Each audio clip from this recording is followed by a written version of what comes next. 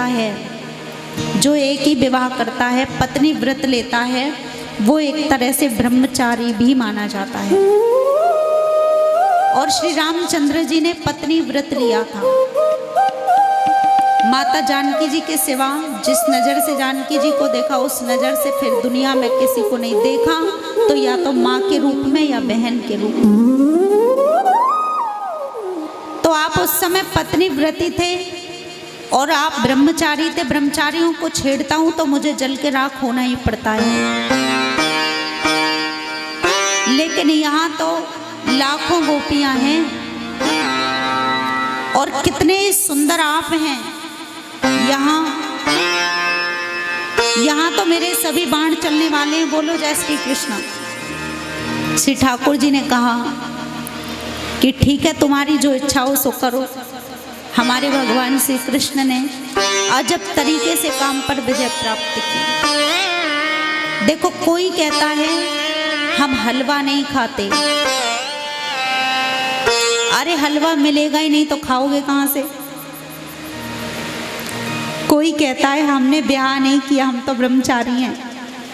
बेटी काऊ ने दई ना, ब्याह काऊ ने कियो ना, तो ब्रह्मचारी तो आप ही रहेंगे। बोलो जय श्री कृष्ण। लेकिन सच्चा ब्रह्मचारी तो वही है जो करोड़ों लोगों में रहे लेकिन मन में काम भाव जागृत ना हो। और ऐसा सिवाय भगवान श्री कृष्ण के दूसरा कोई परमात्मा नहीं है। जो श्री कृष्ण है वही राम है, जो राम है वही श्री कृष्ण है। हमारे प्रभु ने काम पर विजय प्राप्त की, लेकिन कुछ लोगों के मन में यहाँ शंका हो जाती है। श्री सुखदेव जी से भी परीक्षित जी ने प्रश्न किया कि महाराज, एक प्रश्न उत्पन्न हो रहा है मन में, और शंका को मन में रखना अपराध है। यदि कोई जीवन में सच्चा संत मिले, गुरु मिले, तो उसके चरणों में शंका को रख देना चाहिए, क्योंकि शंका को जगा करके रखना अपराध है मन में। इसलिए मेरे मन में एक शंका है। सुखदेव जी बोले क्या? बोले भगवान श्री कृष्ण धर्म के संस्थापक हैं, धर्म की रक्षक हैं, और जो धर्म की रक्षा करने वाला अगर मर्यादा के विरुद्ध ऐसा कोई आचरण करे तो संसार पर क्या प्रभाव पड़ेगा? देखो, भगवान श्री कृष्ण गोपियों के साथ रास रचाते हैं, लाखों गोपियों के साथ रास रचाया। कलयुग आने वाला है आगे, और जब कलयुग आएगा भगवान, तो कलयुग में लोगों की विचित्र बुद्धि होगी, क्योंकि कलयुग के पाखंड सो लुप्त होए सदग्रंथ। कलयुग में लोगों के पास कथा सुनने के लिए समय नहीं होगा, और गलती से कुछ लोग कथा में आके बैठ भी जाएं तो वो 5 घंटे की कथा में 50 बार घड़ी देखेंगे कि कब 7 बजे, कब छुट्टी हो। और जो सच्चे महात्मा होंगे वो छिप कर के भगवान का भजन करेंगे। हैं? कलयुग विचित्र होगा। कलयुग में यदि थोड़ा बहुत समय मिल भी जाए तो उसमें ताश के पत्तों से खेलें, क्रिकेट मैच देखें, टीवी देखें, समाचार सुने या कथा में जाएं। विचित्र बुद्धि होगी। और लोग कहेंगे कि जब भगवान ने ऐसा किया, गोपियों के साथ रास रचाया, भगवान हमारे पिता हैं, हम उनके संतान हैं, भगवान ने लाखों गोपियों के साथ रास रचाया, हम 2-4 के साथ रास रचा लें तो क्या बुराई है? ऐसा भी तो कह सकते हैं ना लोग कलयुग में, कि जो भगवान ने किया है वो हमें करना चाहिए, क्योंकि बड़े लोग जिस रास्ते से जाएं, बुजुर्ग लोग, उस रास्ते से हमें भी जाना चाहिए। तो मैं ये निवेदन करना चाहता हूँ भगवान, क्या धर्म में गंदगी नहीं आ जाएगी? धर्म प्रदूषित नहीं हो जाएगा? संसार के कुछ लोग ऐसा भी तो सोच सकते हैं ना, विचार हैं अपने अपने, कि जब भगवान ने हजारों लाखों गोपियों के साथ रास रचाया तो हम 2-4 के साथ रचा लें तो क्या बुराई है? परीक्षित महाराज के इस प्रश्न को सुनकर के सुखदेव जी एक क्षण के लिए मौन हो गए, और एक क्षण के बाद कहा कि परीक्षित, भगवान गोपियों के साथ रास रचाते हैं ना, तो इस भाव से नहीं रचाते कि ये एक जीव है, ये नारी और मैं पुरुष हूं। नहीं, परमात्मा पहली बात तो रास रचाते हैं तो इस भाव से रचाते हैं कि ये जीव हैं और मैं परमात्मा हूँ। और भगवान सामर्थ्यवान हैं, और जो सामर्थ्यवान होते हैं जब वो कोई कार्य करते भी हैं मर्यादा के विरुद्ध तो उन्हें दोष नहीं लगता, क्योंकि वो सामर्थ्यवान हैं। परीक्षित बोले अच्छा, इसका मतलब जो पैसे वाले लोग हैं, सामर्थ्यवान का मतलब जो धनाढ्य हैं, अगर वो विपरीत कोई कार्य करें, मर्यादा के विरुद्ध कोई कार्य करें तो क्या उन्हें पाप नहीं लगेगा? तो श्री सुखदेव जी कहते हैं, परीक्षित मैं सामर्थ्यवान उसी को कहूँगा जिसमें कोई दोष होता ही नहीं। जैसे गंगा है, गंगा मैया में हम लोग जाते हैं, स्नान करते हैं, बहती गंगा में स्नान करते हैं, ये जानते हुए भी कि कितनी संसार के नदी नहर उसमें मिल रहे हैं, लेकिन हम जानते हैं कि दुनिया की नाले नदियां मिलकर के भी गंगा महारानी को प्रदूषित नहीं कर सकते। लेकिन जब हम आने लगे स्नान करके, ध्यान देंगे, मैंने एक छोटी सी चांदी की कटोरी में गंगा जल ले लिया और वो गंगा जल लेकर के मैं धर्मशाला पे आई। अपने रूम के बाहर मैंने कटोरी को नीचे जमीन पर रख दिया।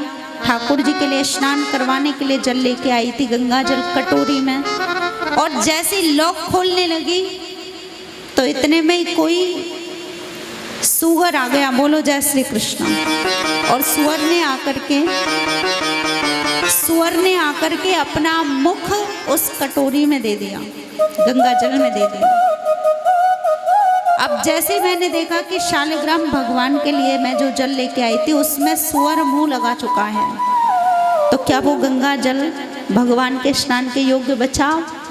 नहीं, क्योंकि उसमें सुअर ने मुंह लगा दिया। लेकिन गंगा जी में सुअर पूरा ही डूब जाता है।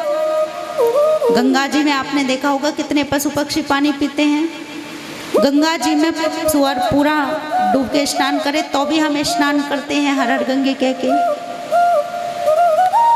एक बोतल हम गंगा जल लेकर के आए और हमने लाकर के वो गंगा जल रख लिया, उसमें एक बोतल शराब की मिला के, एक बोतल गंगा जल, दोनों को मिलाकर के किसी संत से कहा महाराज ये गंगा जल है, इसको लीजिए। तो क्या कोई संत उसे पिएगा? नहीं, क्योंकि उसमें गंगा जल और शराब मिक्स है। लेकिन वही शराब की बोतल हम बहती गंगा में डाल दें, बहती गंगा में शराब की बोतल डाल दें तो भी क्या कोई स्नान करना छोड़ देगा? स्नान करेंगे कि नहीं? इससे हमें ये शिक्षा मिलती है कि बहती गंगा में दोष नहीं होता, ऐसे परमात्मा में दोष नहीं होता। लेकिन हम परमात्मा की संतान हैं, भगवान अंशी है, हम अंश हैं, तो अंश में दोष हो सकता है, अंशी में दोष नहीं हो सकता। जैसे कटोरी का गंगा जल सुअर ने मुख लगाया तो वो प्रदूषित हो गया, लेकिन वही सुअर स्नान करे गंगा जी में तो भी सब लोग स्नान करने लग जाते हैं, जलपान करते हैं। परमात्मा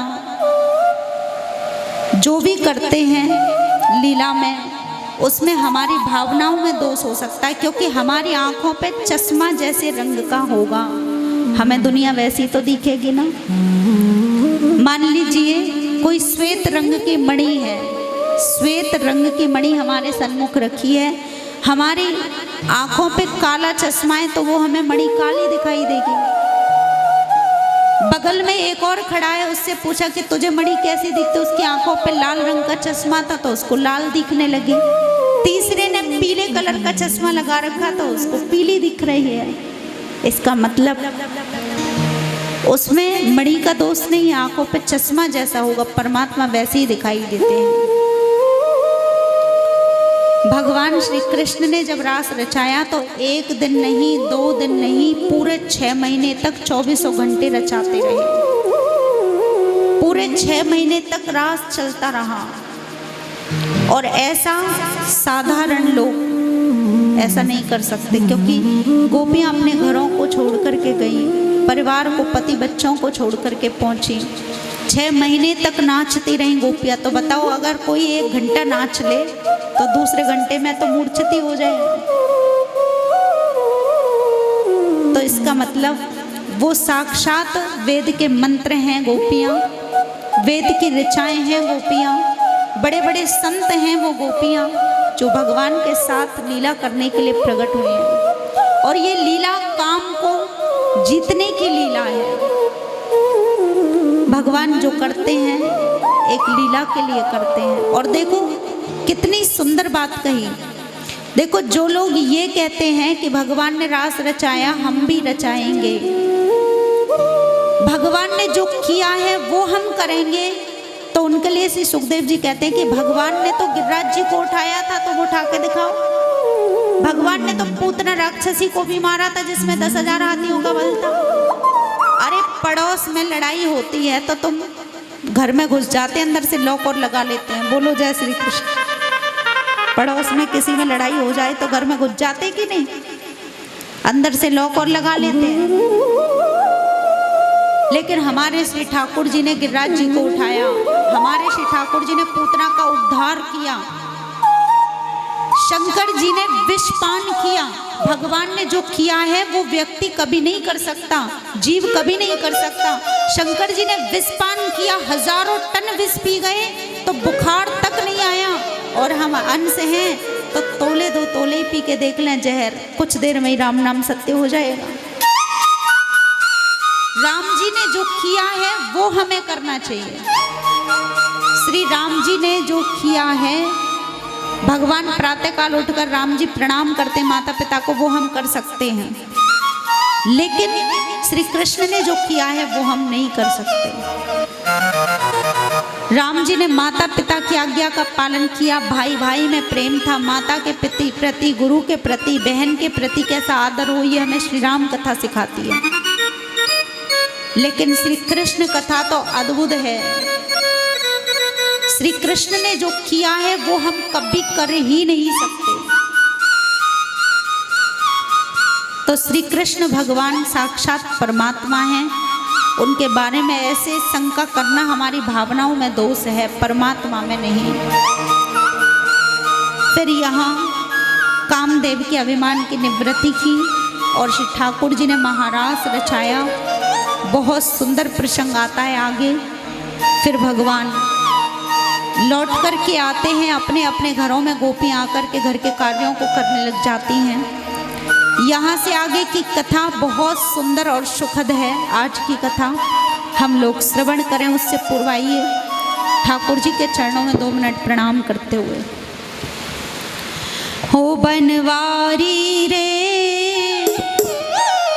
जीने का सहारा तेरा नाम रे, मुझे दुनिया वालों से क्या काम रे।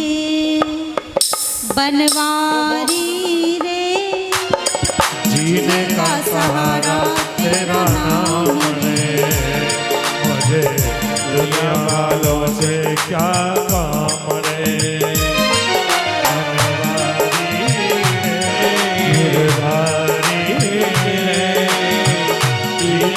सहारा तेरा नाम रे, मुझे दुनिया वालों से क्या काम रे।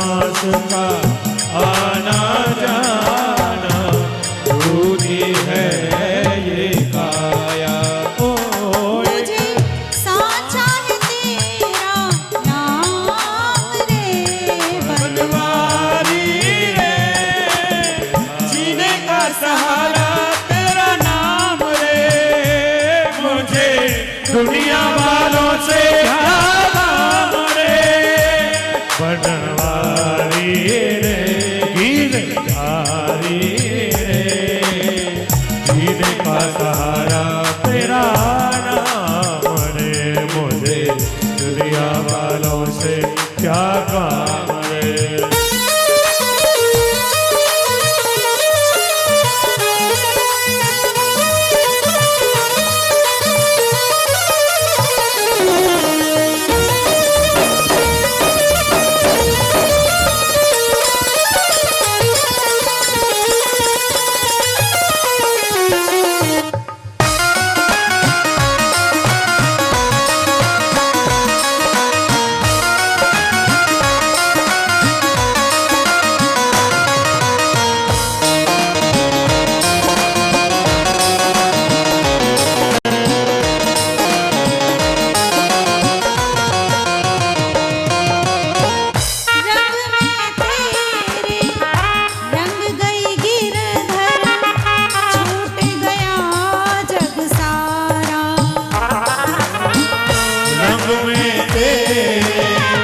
रंग गई छूट गया जग सारा। बन गई तेरे प्रेम की जोगन लेकर मन एक तारा। बन गई तेरे प्रेम की जोगन लेकर के एक तारा।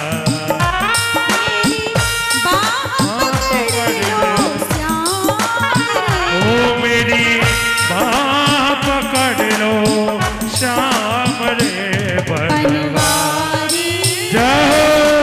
जीने का सहारा तेरा नाम रे।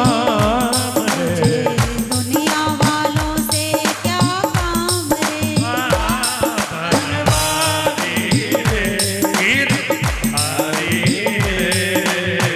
जीने का सहारा तेरा नाम रे। मुझे दुनिया वालों से क्या काम। सभी ताली सेवा करते हुए परमात्मा ने जिन्हें सुंदर सुंदर दो हाथ दिए हैं वो ताली सेवा करके हाजिरी जरूर लगाए। हरि बोल जय हो।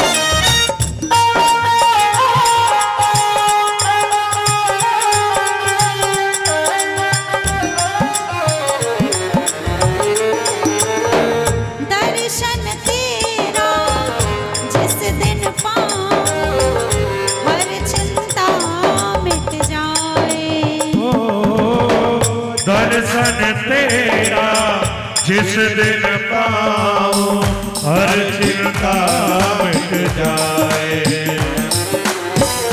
तेरी भक्ति मेरे मन में आस की ज्योति जगाए। तेरी भक्ति मेरे मन में आस की ज्योति जगाए।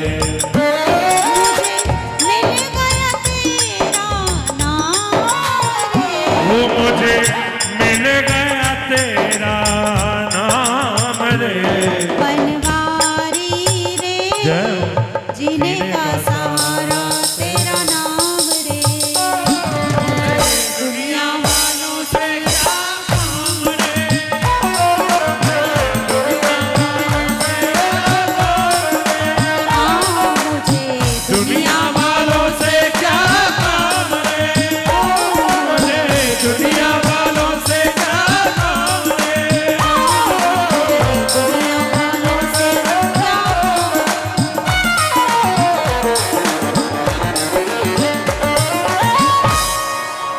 भक्तवत्सल भगवान की जय। जय श्री राधे। नाम जपो जी, नाम जपो जी, नाम जपो जी, ऐसे ऐसे ध्रुव प्रहलाद जप्यो हरि जैसे। श्री सुखदेव जी आगे वर्णन करते हैं कि हे राजन, आज देव ऋषि नारद जी के मन में एक चिंता है कि भगवान अपनी लीलाओं में, कथाओं में, सत्संग में इतने व्यस्त हैं कि हम संतों की चिंता नहीं रही। कंस के अत्याचार बढ़ते ही जा रहे हैं पृथ्वी पर, और पता नहीं कंस का उद्धार कब करेंगे प्रभु। देव ऋषि नारद संसार के कल्याण के लिए कंस के यहाँ पधारते हैं। कंस ने स्वागत किया और कहा कि कैसे पदार्पण हुआ महाराज आपका। नारद जी ने कहा कि कंस ये बताओ कि कृष्ण को कब मारोगे। कंस ने कहा क्या बताऊं महाराज, बड़े बड़े राक्षसों को भेजा मैंने मारने के लिए कृष्ण को, लेकिन जो जाता है वो वापस ही नहीं आता। सूचना मिलती है कि स्वयं ही मारा गया। क्या करूं? नारद जी ने कहा तुम्हें याद है, तुम्हें एक धनुष प्राप्त हुआ था जो शंकर जी ने दिया, और उस धनुष का तुम मेला रचो, मेला करो। उस मेले में बड़े बड़े संतों को बुलाओ, अमलात्मा ज्ञानियों को बुलाओ, और यह नाटक तुम्हें सिर्फ और सिर्फ श्री कृष्ण बलराम के लिए करना है। जब कृष्ण बलराम आएंगे वो तो गंवार हैं, अनपढ़ हैं, गांव के व्यक्ति हैं, आकर के जब मथुरा जैसी नगरी को देखेंगे, यहाँ की सजावट को और सुंदरता को देखेंगे, इतने अच्छे ढंग से सजवाना है इस नगरी को, मथुरा नगरी को, कि देखते ही रह जाएं। और जब देखने लग जाएंगे तो तुम्हारे सैनिक उन्हें पीछे से धक्का दे करके मार देंगे, धोखे से मार देंगे, क्योंकि श्री कृष्ण और बलराम ही तो तुम्हारे शत्रु हैं, तुम्हारे काल हैं श्री कृष्ण। ये बात निश्चित रूप से बैठ गई कंस के मन में, और उन्होंने कृष्ण बलराम को लेने के लिए नारद जी के कहने पर अक्रूर जी को भेजा। अक्रूर जी श्री कृष्ण के काका जी लगते हैं, अक्रूर जी काका जी लगते हैं भगवान श्री कृष्ण के। रथ में बैठ कर के चले और इधर नारद जी कन्हैया के पास जाकर के बोले कि कंस को कब मारोगे। मेरे कन्हैया को बड़ी हंसी आई।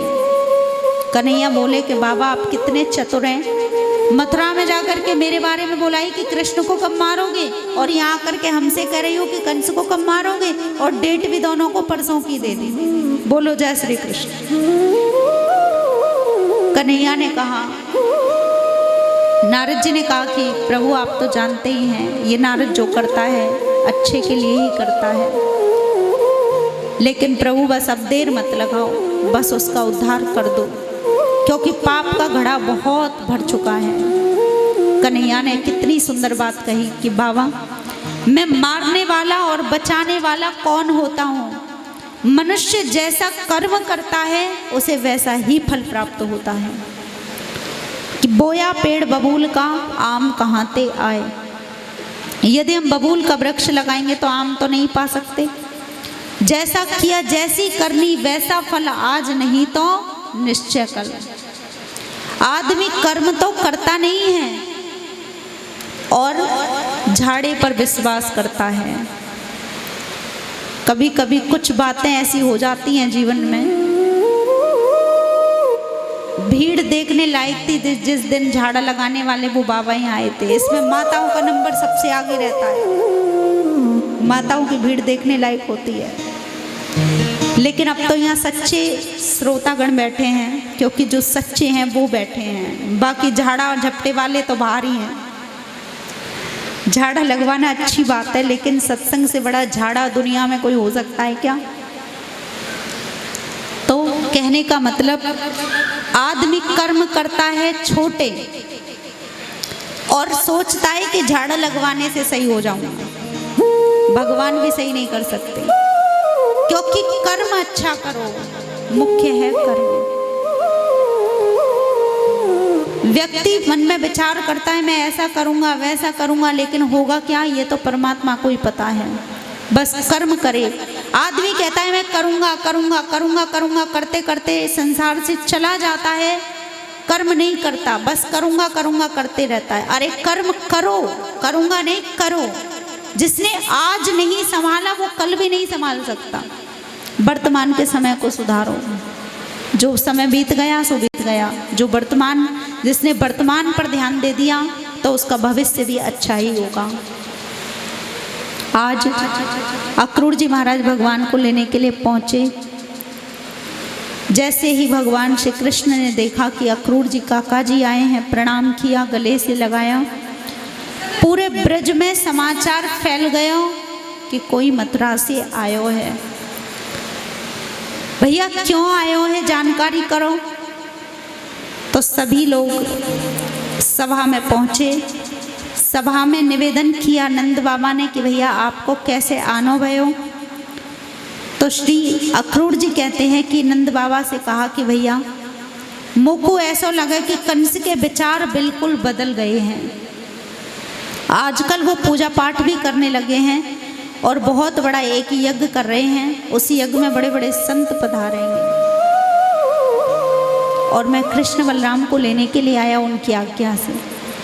श्री कृष्ण बलराम को लेने के लिए आया। ये बात जब मैया यशोदा ने सुनी तो मैया यशोदा ने कहा कि आपने सोच कैसे लिया अक्रूर जी कि मैं कृष्ण बलराम को तुम्हारे साथ भेज दूंगी। श्री कृष्ण बलराम तो मेरे आंखों के तारे हैं। श्री कृष्ण बलराम मेरे कल्याण के लिए कृपा हूं, परसों जरूर आऊंगा। ऐसा कहकर भगवान रथ में बैठ करके जब चलने लगे, मैया यशोदा रथ के पीछे भागने लगी। लाला रुकियो, अरे तनिक रथ को रोकियो तो सही, कोई कन्हैया तनिक रथ को रोकियो तो सही। जब पीछे पीछे मैया रथ के भागने लगी तो श्री कृष्ण बलराम रथ से नीचे कूद पड़े और दौड़ करके मैया को अंक से लगा लिया, हृदय से लगा लिया। आज पहली बार मैया यशोदा हाथ जोड़ के खड़ी हैं कन्हैया के सन्मुख और हाथ जोड़ करके रोती हुई कहती हैं, लाला मोकू तो आज पतो चली कि तू मेरो पुत्र ना है। अक्रूर जी ने मोकू बताया कि तू देवकी नंदन है, देवकी को पुत्र है, वसुदेव को पुत्र है। किस अधिकार से मैं तुम्हें रोकने का प्रयास करूं, क्योंकि मैं तुम्हारी जन्म देने वाली माता नहीं, पालन ही किया है। मथुरा को जाओ पर एक बात का कभी भी स्मरण नहीं करना, एक लीला का कभी भी स्मरण नहीं करना। कन्हैया कौन सी लीला है वो जिसका स्मरण करने को मना करती है मैया? मैया कहती है कि जब तुम छोटे से थे ना, 3.5 बरस की अवस्था में तुमने एक माखन की मटकी को फोड़ दिया तो मैंने तुम्हें ऊखल से बांध दिया, तुम्हारे हाथों में रस्सी बांधकर ऊखल से बांध दिया था। इस लीला का कभी ध्यान नहीं करना। और यदि याद आएगी ना ये लीला कन्हैया तो पता है मुझे बहुत दुख होगा, क्योंकि तुम सोचोगे, अपने मन में विचार करोगे कि मैया ने मेरी रस्सी जैसी भी औकात नहीं समझी, रस्सी से बांध दिया एक मिट्टी की मटकी की वजह से। एक मिट्टी की मटकी से भी,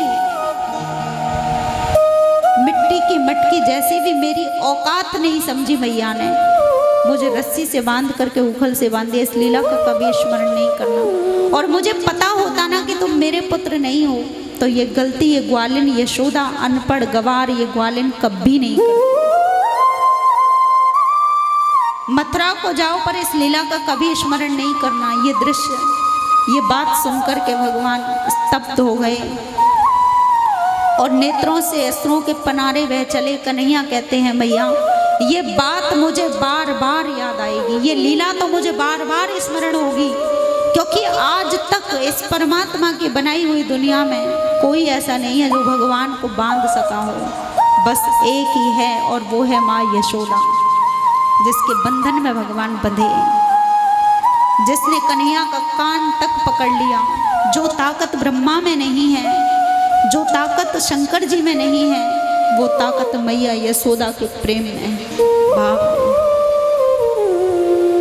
क्योंकि प्रेम ही इंसान को भगवान बना देता है, प्रेम ही पत्थर को भगवान बना देता है। प्रेम के कारण भगवान बंधे, ये बार बार लीला स्मरण होगी। भगवान हाथ जोड़कर प्रणाम करके चले। श्री किशोरी जी को जब पता चला तो आज किशोरी जी की आंखों की नींद उड़ गई। जितने भी पशु पक्षी हैं सभी की चंचलता समाप्त हो गई। गायों ने चारा खाना बंद कर दिया और श्री राधा रानी किशोरी जी को बहुत कष्ट हुआ। लेकिन आज बड़े भारी मन से श्री ठाकुर जी की विदाई ब्रजवासी करते हैं। किस तरह हम लोग श्रवण करें। कोई कहो या श्याम सो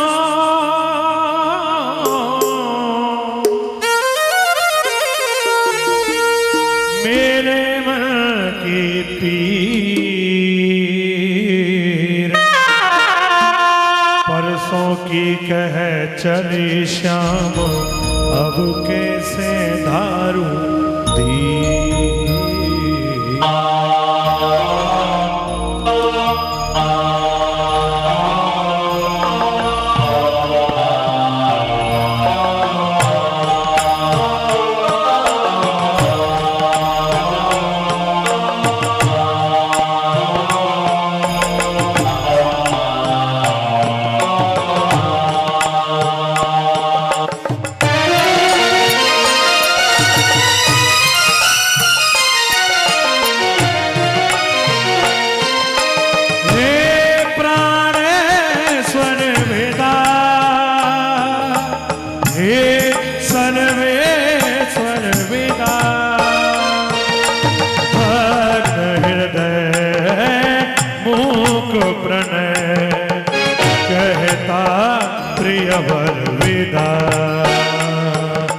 विदा विदा विदा विदा विदा विदा।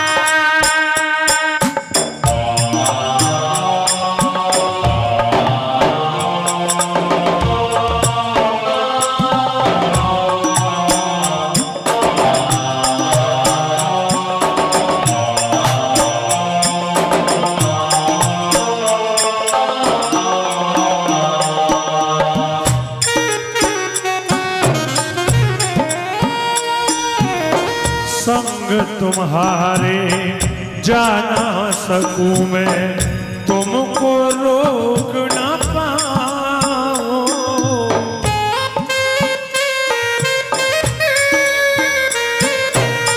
संग तुम्हारे जा ना सकूं मैं, तुमको रोक ना पाऊं।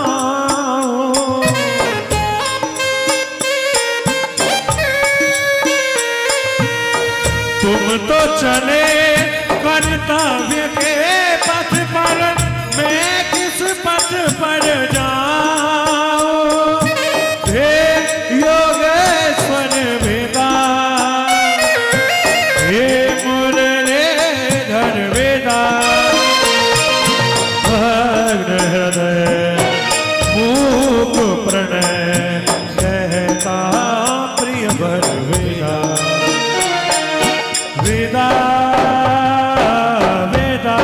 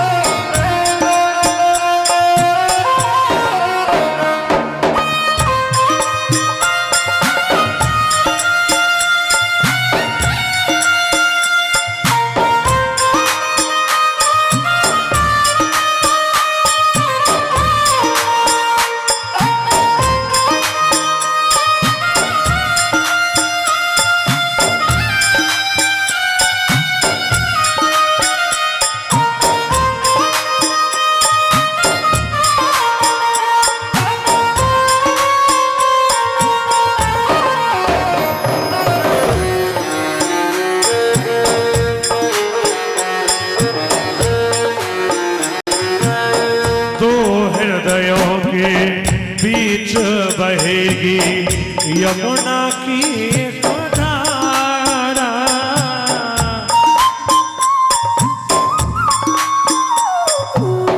दो हृदयों के बीच बहेगी यमुना की एक धारा।